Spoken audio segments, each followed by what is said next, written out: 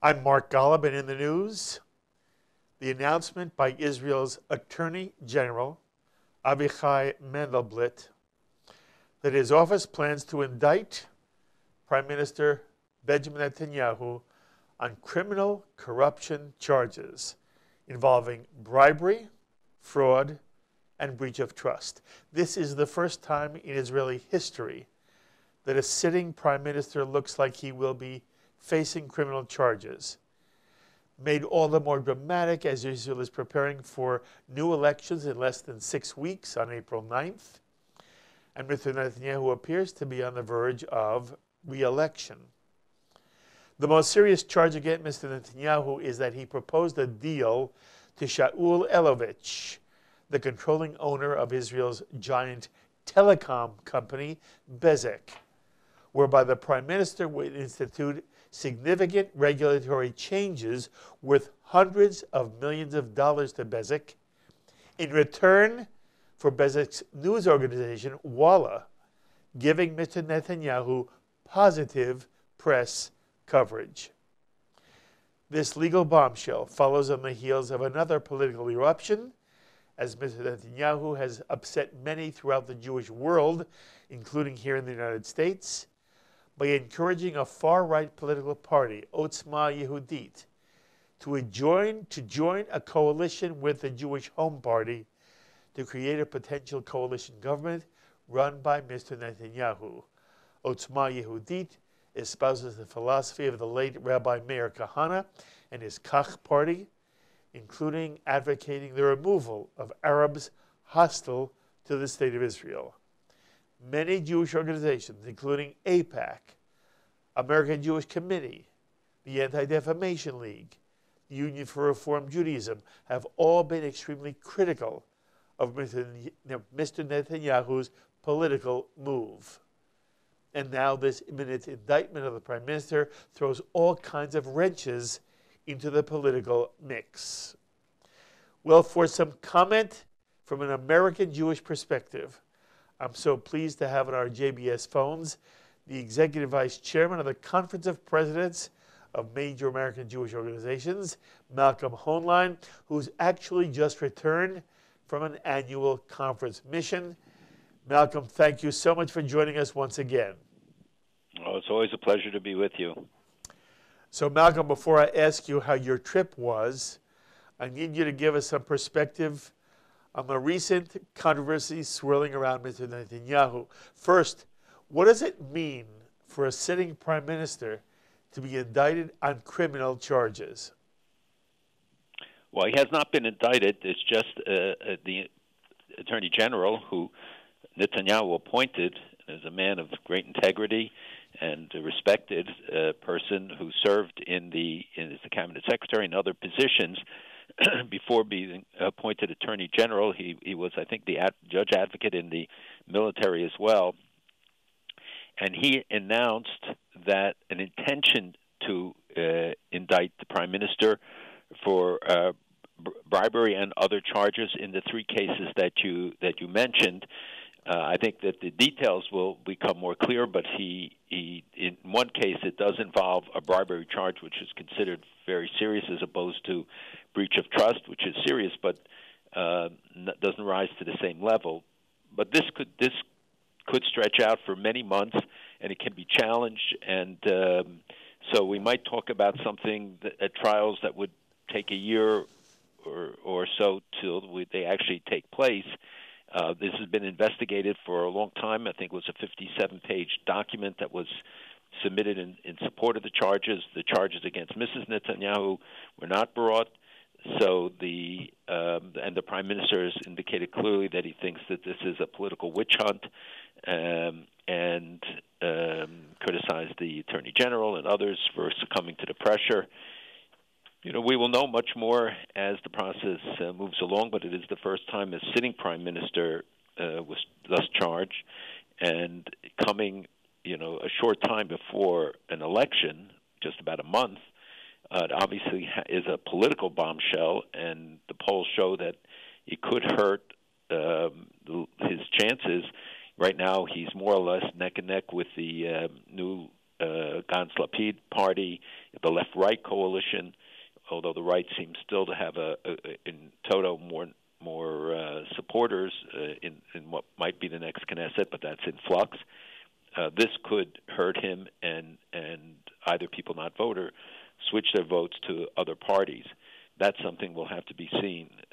There is also a rallying around the Prime Minister that I heard, having returned just in the last 24 hours from Israel. When you ask taxi drivers, they're still say that it's Netanyahu. How this will impact them is unclear. Mm-hmm. You know, I want our audience to understand, and I'm sure many of you do, when we speak to somebody like Malcolm or David Harris, you're talking to people who are leading major American Jewish organizations. Their ultimate goal is to help the state of Israel in any way they can. And there's always a problem when you talk politics with somebody in the position that Malcolm sits in or David Harris sits in. Because you, on the one hand, they're going to be honest, and on the same time, they can only say certain things, and certain things would be inappropriate for them to say. So, Malcolm, I'm sensitive to that position you're in, and everybody who's listening should be sensitive. You have been remarkably candid in your ability to describe the overall Jewish scene whenever there is any discussion of interest that I've asked you to participate in. So here I understand you have to walk in some way a thin line, but I'm trying to understand the extent to which you and others in your position feel that the fact that this is a sitting prime minister, it happens to be Benjamin Netanyahu. It happens to be somebody who many American Jews are enthusiastic about, and many American Jews just hate the guy, very similar to how they feel about Donald Trump. In Israel, Malcolm, the sense I always get is, even if this man is not loved overwhelmingly, he is trusted when it comes to leading the government. So this is a long way of asking you, as you look at it now, I want you to speak to two issues. How do you think this will impact the future of, the political future of Netanyahu in Israel, but also what's it going to do to the way in which American Jews view the state of Israel? Okay, so first of all, I appreciate what you've said, but I think when it comes to such delicate matters, it doesn't matter what position you hold or even what side of the aisle you're on. People should be careful. You know, it's somebody's life.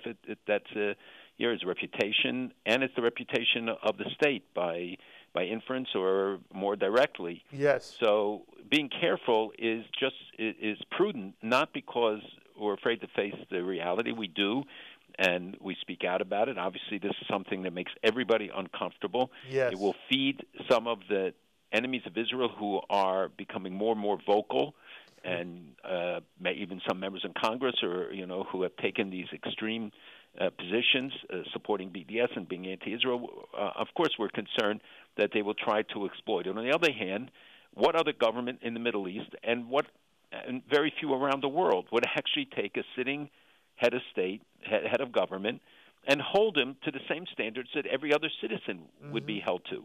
This is something that should reinforce the sense of Israel's democratic value, the strength of its judiciary, of its impartiality, that a sitting prime minister could be brought on these charges.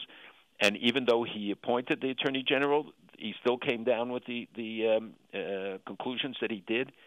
And I think that justice is blind. So it doesn't matter where we're coming from.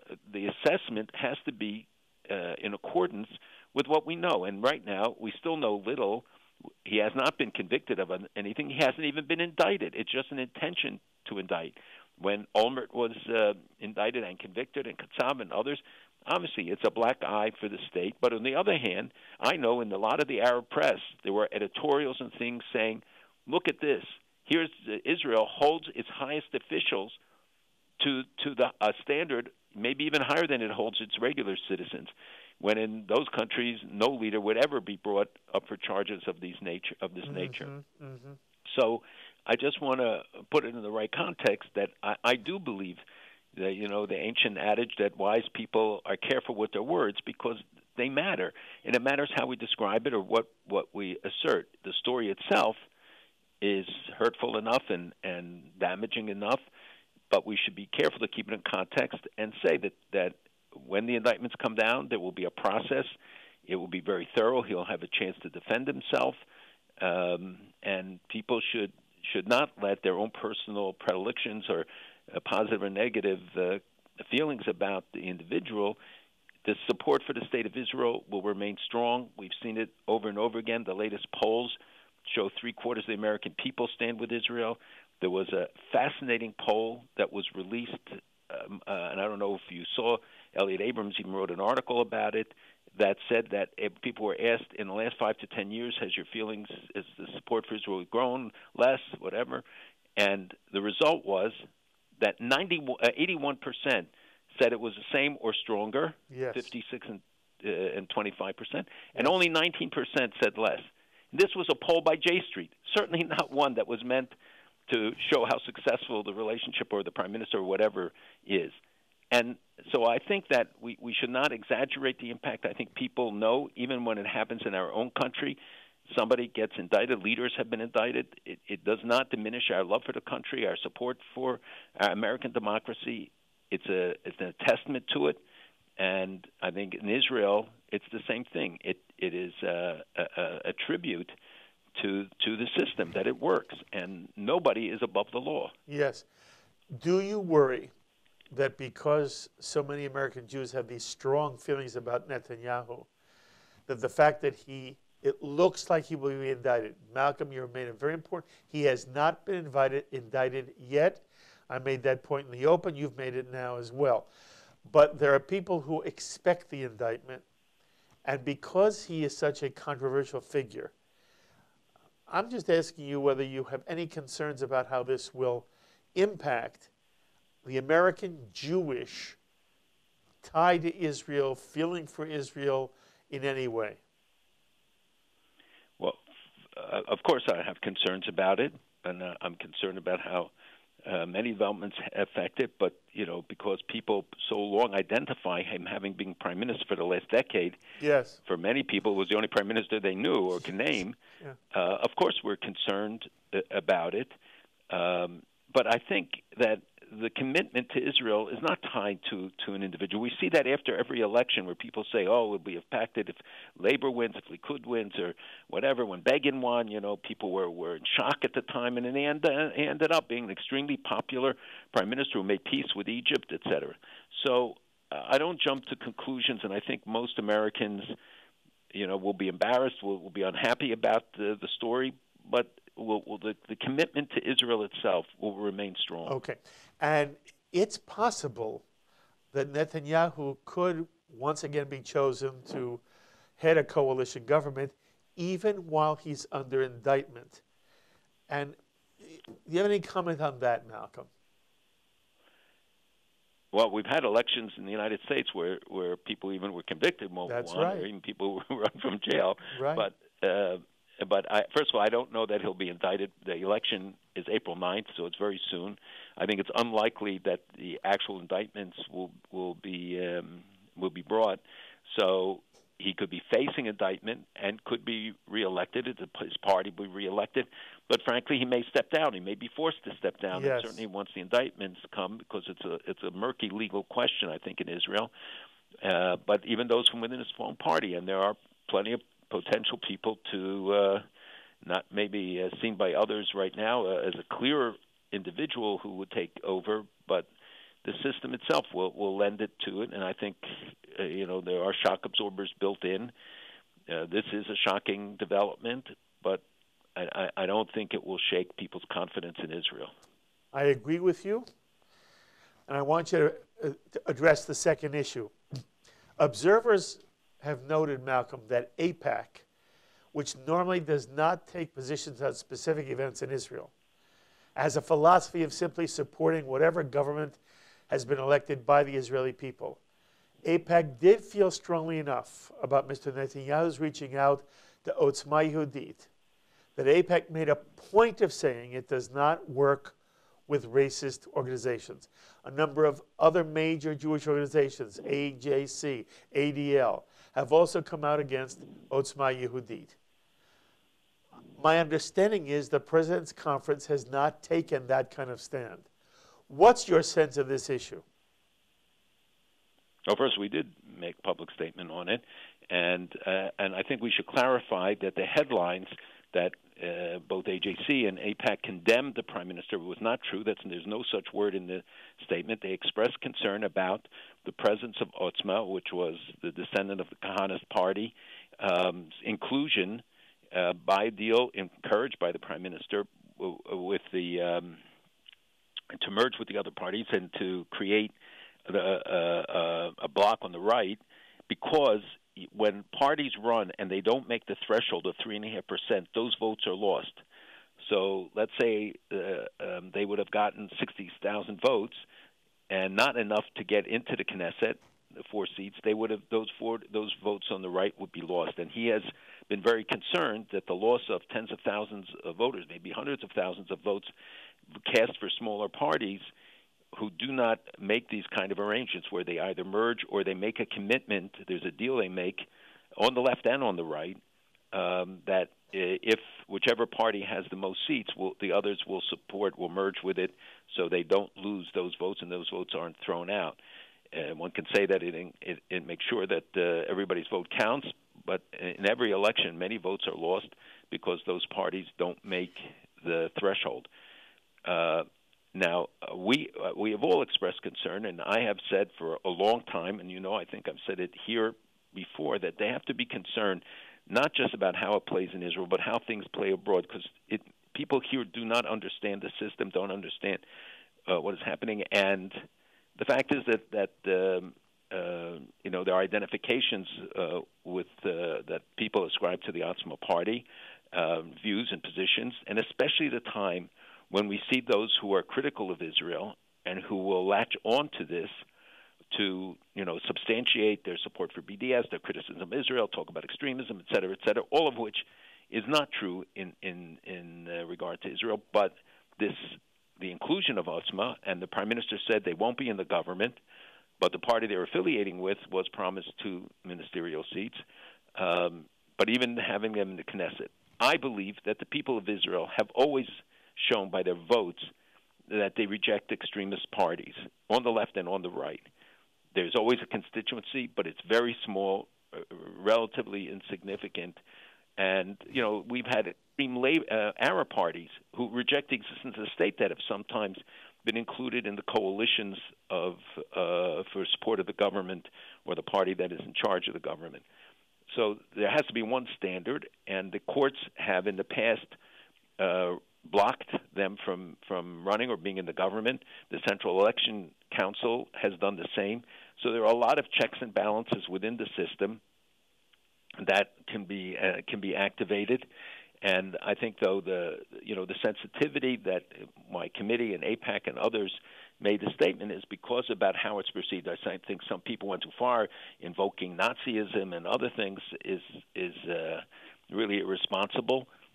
We made clear that about what we feel the impact is and what the concern overall should be. It wasn't a judgment of the Prime Minister, and I made that clear that he has his political calculations, but you have to think about how is it perceived in the West and particularly in the United States. Israel's a megaphone. Anything that happens there, as we saw on the front, that this Otzma issue makes the front page of the New York Times. Yes. Where does it rise to that, given all the crises in the world? How does it come to the front page of the New York Times?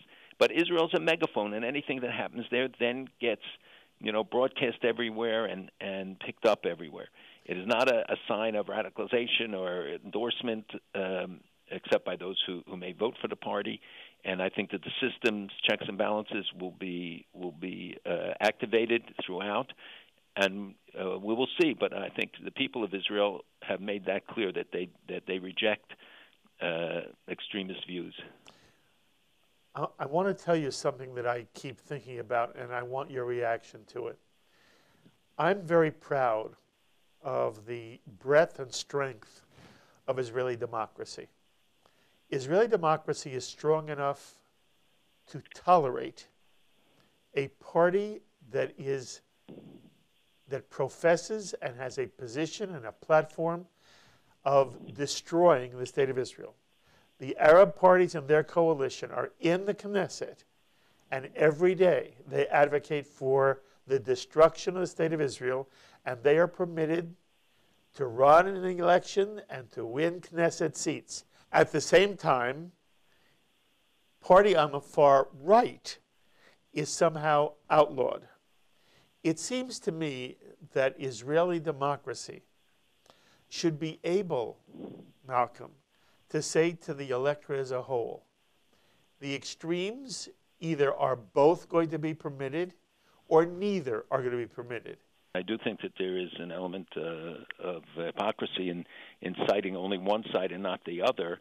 And when you have parties who may support BDS or other things, they are allowed to stay in the government. There are people who have gone beyond the pale and are expelled either from the Knesset or from the political process. But you're absolutely right. A system is either open or not. I think that there are limits. I think here in the United States as well, we have extremists and people who have espoused views that are abhorrent to people and allowed to run. I think that there should be a standard. I think people who express racist or anti-Semitic or other views should be held to account and should be sanctioned and even prevented from assuming posts, which has happened in America.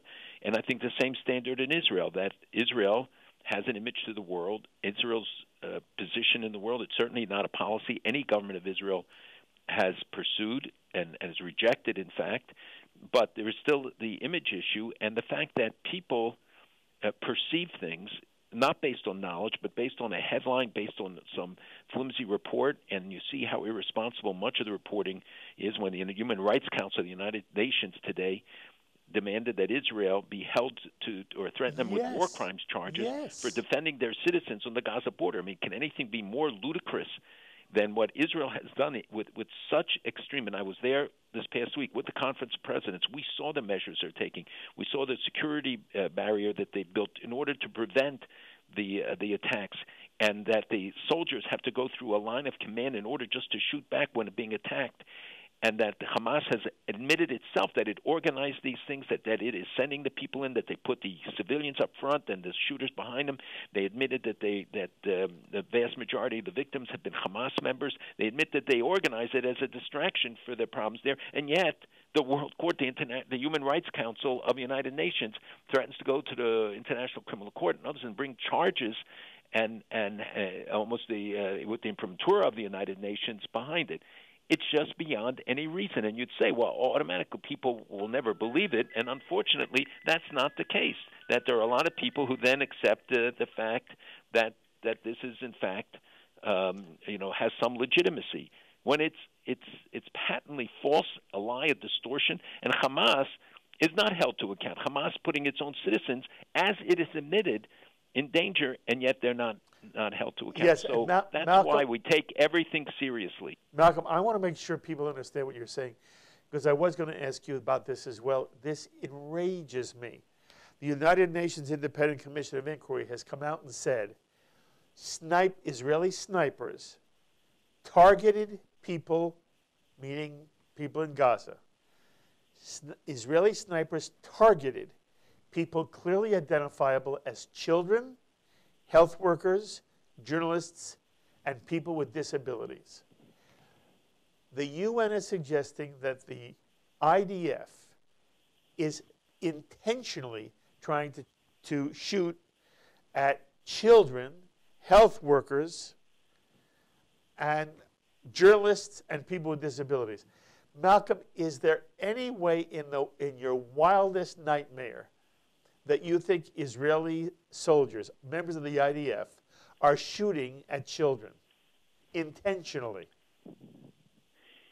So we know from the reports how the terrorists, Palestinian terrorists, Hamas, etc., use children deliberately, how they use human shields, how they have done it in the Gaza wars in the past, how they continue to do it. And they have attacked children in Israel, sending the balloons over with the devices that landed in kindergartens. Nobody holds them to account. That they've burnt thousands of acres of farmland and forests and reserves. Nobody holds them to account. That they send people with lines where they're bussed in and sent in order with children up front and there's civilians and then the shooters behind them so that they would draw fire on these young people. We know that Israelis have lost their lives because they refused to shoot at children who then came with, in fronting for weapons or placement of IEDs and other devices along the border. And the goal is to cross the border to kill civilians. We know that this is not a hypothetical issue.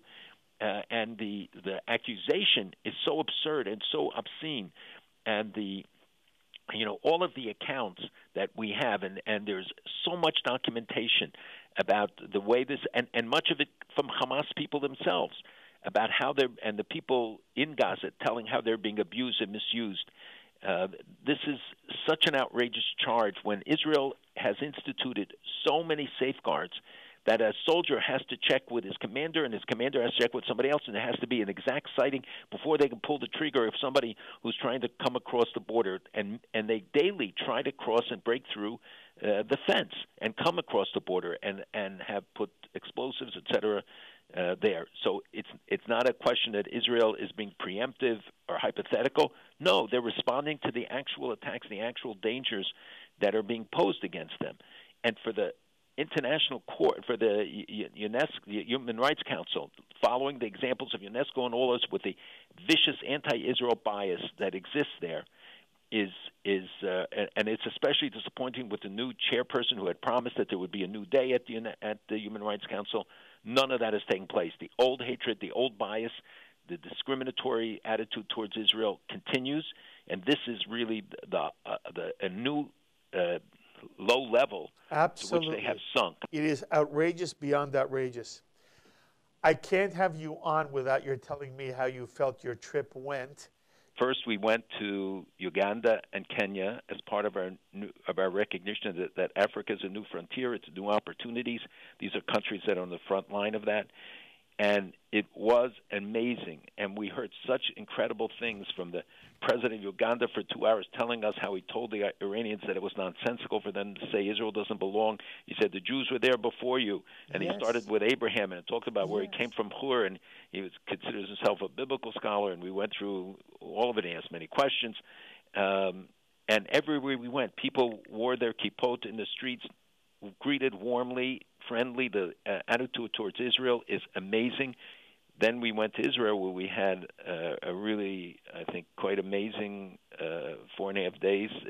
We had the Prime Minister, the President, the leaders of the major parties, and one of the highlights was that we went down south and saw the border. We were taken literally up to the Gaza border, and we saw the new fence, the amazing technology that's involved, and it's really overwhelming. We were the first group ever to be taken there, and similarly the first group ever to be taken to Nevatim Air Force Base to see the F-35s, and they took off for us, and people were able to go in, and it's such a powerful thing. It's hard to describe how emotional it was. And we met the commanders, and the head of the American Air Force attaché came, and others, and incredible briefings and descriptions. And this is really a testament to the U.S.-Israel relationship, and they talked about the joint exercises. I mean, every step of the way turned out to be really quite amazing. And we had briefings, some 10 or 11 in a day. So people really come back armed and prepared to meet the challenges. Well, kol hakavod, not only to all the work you do here in America on behalf of world Jewry, but taking a group and giving them that kind of experience is fabulous. And so we'll have to continue this conversation in the near future.